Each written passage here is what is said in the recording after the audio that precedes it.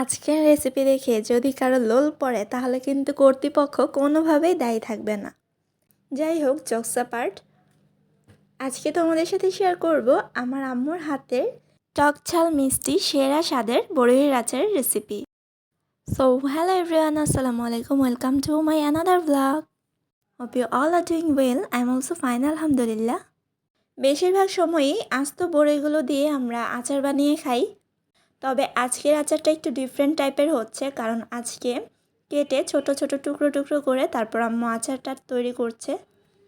আর এই বড়ইগুলো কিন্তু আমাদের নিজেদের গাছের বড়ই, তো নিজেদের গাছের বড়ই পেড়ে তারপরে এগুলো দিয়ে আচার বানিয়ে খাওয়ার মজাই কিন্তু আলাদা।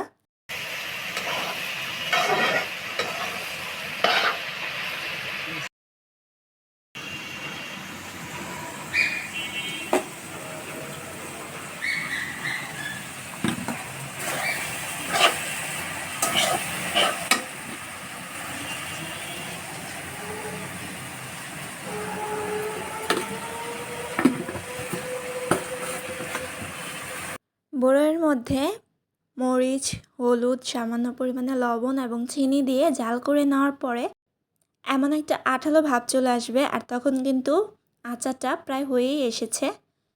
এরপর আম্মু এখানে দিয়ে দিবে পাঁচ ফোড়ন দেওয়ার পর আরও কিছুক্ষণ জাল করে নিয়ে তারপর আচারটা নামিয়ে নিতে হবে।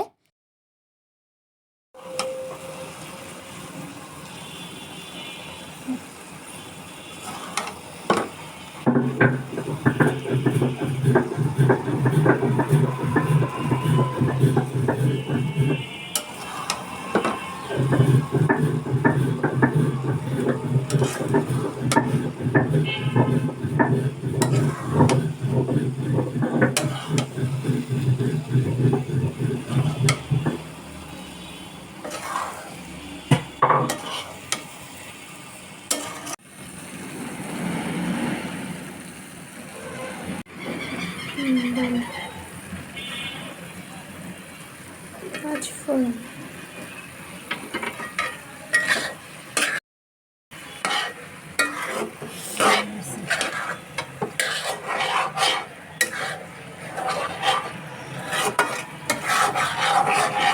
ঝটফট আচার রেডি।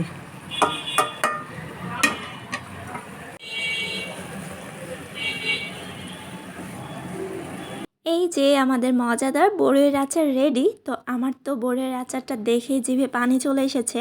আর কার কার আমার মতো অবস্থা হয়েছে কমেন্টে জানিয়ে যেতে পারো। আর তোমরা অবশ্যই বাসায় এটা ট্রাই করে দেখবে, খুবই মজা হবে। একদমই ইজি ঝটপট রেসিপিতে তোমরা বানিয়ে নিতে পারবে এই আচারটা। সো আজ এই পর্যন্তই। আজ যাচ্ছি, তবে যাচ্ছি না, ইনশাল্লাহ ফিরে আসবো নতুন কোনো ব্লগ নিয়ে। সেই পর্যন্ত সবাই ভালো থেকো, সুস্থ থেকো এবং আমাদের জন্য দোয়া করো। আল্লাহ হাফেজ, আসসালামু আলাইকুম।